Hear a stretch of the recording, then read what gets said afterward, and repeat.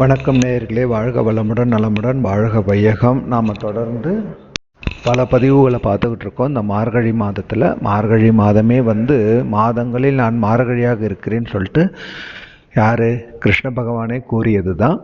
So இதில் நாம் பல பதிவுகளை பார்த்துருக்கோம். என்ன மாதிரி வழிபாடுகள், என்ன மாதிரி பாசுரங்கள், என்ன மாதிரி மந்திரங்கள், என்ன மாதிரி வழிபாடுகள், எதெல்லாம் ரொம்ப முக்கியம், எல்லாமே ஒவ்வொரு நாளும் நம்ம வழிபாடுகளும் பார்த்துக்கிட்டு இருக்கோம். அதில் முக்கியமானது நம்ம பார்த்திங்கனாக்கா அனுமன் ஜெயந்தி பார்த்துருக்கோம்.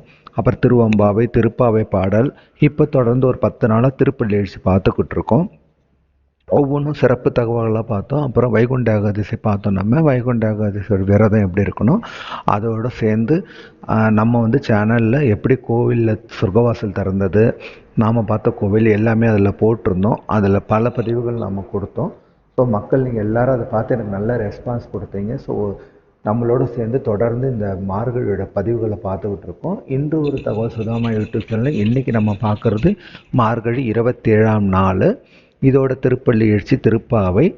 இதோட சிறப்பு தகவல் விளக்கை குளிர்விக்கும் அல்லது மலையேற்றும் சரியான முறை அது என்ன, அதை பற்றி தான் நம்ம பார்க்குறோம்.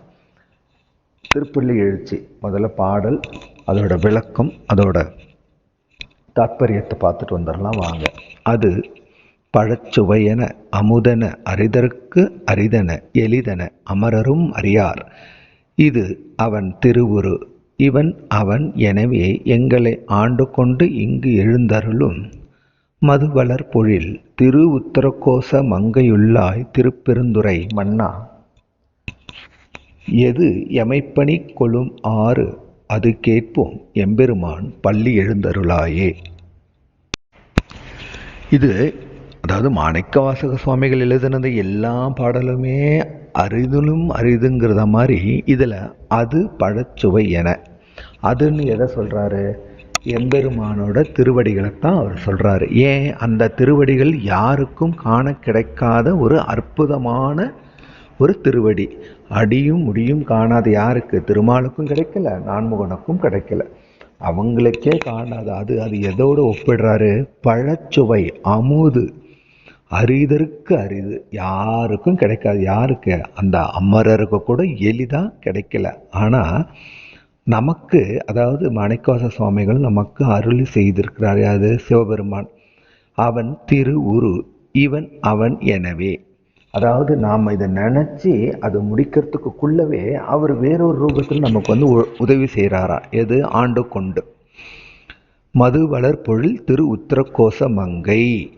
இது வரைக்கும் திருவாடுதுறை, அதாவது திருப்பெருந்துறை கோவிலையும் இப்போ இருக்கிற ஆவுடையார் கோவிலுமே சொல்லிக்கிட்டு இருந்தவர், இப்போ தான் உத்தரகோச மங்கை பற்றி சொல்கிறார். இப்போ எல்லாருக்குமே உத்தரகோச மங்கை எல்லாருக்குமே தெரியும். ஏன்னா முதலில் தோன்றிய சிவன் கோவிலே அதுதான். அந்த உத்தரகோச மங்கையில் தான் மரகத நடராஜர் இருக்கிற ஒரே இடம். அவர் எமை பணி கொளும் ஆறு அது கேட்போம். அவர்கிட்ட நம்ம என்ன கேட்குறோம், எழுந்தருளாயன்னு கேட்குறது எதுக்கு கேட்குறோம், நான் உன்னையே பணி செய்யணும், அந்த வரத்தை எனக்கு கொடு, அவ்வளோதான் அவர் கேட்க வர்றார்.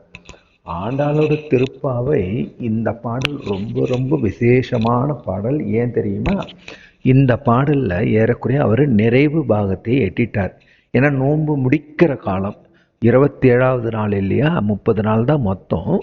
அதில் 27ஆவது நாளில் எவ்வளோ அழகாக அந்த பாடலை சொல்லியிருக்காருன்னு பாருங்கள். கூடாரை வெல்லும் சீர்கோவிந்தா உன் தன்னை பாடி பறை கொண்டு யாம் பெரும் சம்மானம் நாடு புகழும் பரிசினால் நன்றாக சூடகமே. தோல்வலையே தோடே செவிப்பூவே பாடகமே என்றனைய பல்கலனும் யாமணிவோம் ஆடை உடுப்போம் அதன் பின்னே பால் சோறு மூடனை பெய்து முழங்கை வழிவார கூடியிருந்து குளிர்ந்தேலோர் எம்பாவாய்.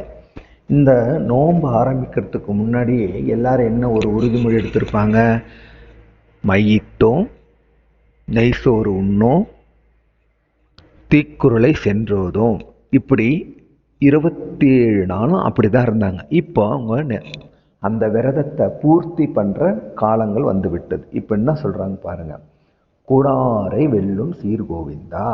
இது வரைக்கும் நாங்கள் ஒன்று பாடி பறை கொண்டு உன்னை பற்றி என்ன எல்லாமே உன்னை பற்றி புகழ்ந்து சொன்னோம், உன்னை எழுப்பணும், நீயும் எனக்கு அருள் பண்ணின இல்லையா, அருள் பண்ணால் நீ எனக்கு சன்மானம் கொடுக்கணும்ல, இப்போ ஒரு லிஸ்ட்டே போடுறாங்க. யாரு? ஆண்டாள் நாச்சியார். என்ன சொல்ற பாருங்க. சூடகமே தோல்வழியே தோடே செவிப்பூவே, மை வச்சுக்க மாட்டோம், கண் வளையல்கள் போட மாட்டோம், பூ முடிய மாட்டோம் அப்படின்னு சொன்னவங்க இப்போ நம்ம ஃபுல்லாக வளையல் அலங்காரம் பண்ணணும். அதுக்கு முன்னாடி என்ன சொல்கிறாங்க? பரிசினால் எனக்கு நீ பரிசு கொடு. என்ன பரிசு கேட்குறாங்க?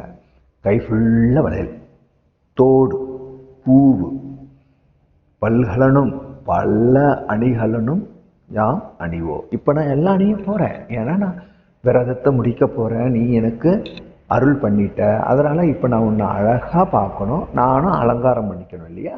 அதனால் எல்லாம் நான் செய்ய போகிறேன். எல்லாம் நீ இப்போ எனக்கு பொருள் செல்வத்தை கொடு. அவ்வுலகத்தில் அருள் இருக்கு, இவ்வுலகத்தில் பொருள் வேணும். அழகா சொல்லி கடைசியில் அந்த அக்காரவடி சிறப்பத்தை சொல்லுவாங்க பாருங்க. கை முழங்கை வழிவாரா, அக்காரவடி சொல்ல செஞ்சு அந்த நெய் அப்படியே கை முழங்கையில விழுந்து அப்படியே பெய்யணும். அந்த அளவுக்கு நெய்வேத்தியத்தை பண்ணி கொடுக்குறாங்க. இது அதனால்தான் இந்த பாடல் அவ்வளோ சிறப்பு பெற்ற பாடல். நம்ம சிறப்பு தகவல் என்ன? இப்போ விளக்க குளிர்விக்கணும், மலை ஏற்றணும். அதுக்கு சரியான முறை முதல்ல நம்ம வார்த்தைகளையே மாற்றணும். விளக்க போய் ஆஃப் பண்ணு அப்படின்னு சொல்லக்கூடாது, அணைத்து விடு அப்படின்ற வார்த்தைகளுமே வரக்கூடாது. விளக்கை வளர விட சொல்லணும். வளர விடன்றது என்ன அர்த்தம்னா குளிர்விக்கிறது. அதே மாதிரி மலை ஏற்றுதல். ஸோ இப்படி தான் நம்ம விளக்க பண்ணணும். சரி, அது எப்படி பண்ணணும்? அப்படியே கையில் ஊதியா, கையில் விசிறியா, இல்லை வாயால் ஊதியா? அப்படிலாம் பண்ணவே கூடாது. எப்படி பண்ணணும்? பூவினால் அந்த விளக்கை வச்சு குளிர வைக்கணும். இதுதான் ஒரு முறை. பூவினால் வைக்கும்போது அது என்ன ஆகும்? குளிர்ந்த தன்மை பெறும் விளக்கு. இல்லைங்க எங்களுக்கு பூவே இல்லை, அன்றைக்கி எதுவுமே செய்ய முடியலன்னா தீண்டி, அதாவது திரி தூண்டின்னு ஒன்று இருக்கும். செம்புனால இருக்கும், இல்லை வெண்கலத்தினால பண்ணியிருப்பாங்க. நாட்டு மருந்து கடையில் கேட்டால் கொடுப்பாங்க திரி தூண்டின்னு. அதை அப்படியே வச்சு திரி என்ன பக்கம் எண்ணெய்க்கு உள்ளுக்குள்ளார இழுக்கணும். இழுத்தீங்கன்னா அப்படியே அது விளக்கு குளிர்ந்து விடும், மலை ஏறிவிடும். ஓகேவா? இதை விட்டுட்டு வாயில் ஊதுறது, கையால் தள்ளுறது, இதெல்லாம் ரொம்ப தப்பு, தவறான முறை. அப்படி பண்ணவும் கூடாது. அது நமக்கு பெரும் பாவத்தை தான் சேர்க்கும். இது வீட்டில். ஆனால் இதில் ஒரு சின்ன விஷயம் இருக்குது. எப்பேற்பட்டவங்களும் விளக்கு நம்ம ஏற்றும் போது கண்டிப்பாக ஒரு பூ வைப்போம். இப்போ காமாட்சி அம்மன் விளக்கு ஏற்றுறோன்னா காமாட்சி அம்மன் அந்த தட்டுலேயே பூ இருக்கும். அந்த பூ எடுத்து வச்சே கூட நீங்கள் குளிர வச்சிடலாம். பூ வைக்காமல் நம்ம ஏற்ற மாட்டோம். அந்த பூவையே நீங்கள் யூஸ் பண்ணிக்கலாம். இது ஆனால் கோவிலில் கணக்கே கிடையாது. கோவிலில் நீங்கள் ஏற்றிட்டு நீங்கள் உங்கள் வழிபாடு பண்ணிவிட்டு வேண்டுதல் வேண்டிட்டு நீங்கள் வந்துடலாம். அது கூடவே இருந்து மலை ஏற்றணும்னு அவசியம் இல்லை. ஏன்னா கோவில் ஆகமம் விதிப்படி இருக்கும். அதனால் அங்கே பண்ணுறதுல எந்த ஒரு பிரச்சனையுமே கிடையாது. அது நீங்கள் விட்டுறலாம். அங்கேயே பக்கத்துலேயே உட்காந்து பண்ணணும் இல்லை, அது தானாகவே மலை ஏறி விடலாம். தவறு எதுவும் இல்லை. என்ன மக்களே, இப்போது மார்கழி 27 நாளுக்கு வந்தாச்சு. திருப்பள்ளி எழுச்சி பார்த்தாச்சு, திருப்பாவை பாடல் பார்த்துருக்கோம். இது வரைக்கும் நீங்கள் நோன்பு எடுத்திருக்கோம். நாங்கள் நோன்பு தாங்க எடுக்கிறோம். தொடர்ந்து 27 நாள் நாங்கள் தொடர்ந்து பண்ணினா கமெண்ட் செக்ஷனில் போடுங்க. நிறைய பேர் நிறைய கமெண்ட்ஸ் கொடுத்துருக்கீங்க. எனக்கு ரொம்ப சந்தோஷம். ஏன்னா நாம் ஒரு 27 நாள் இதை பாராயணம் பண்ணிக்கிட்டு இருக்கோம்.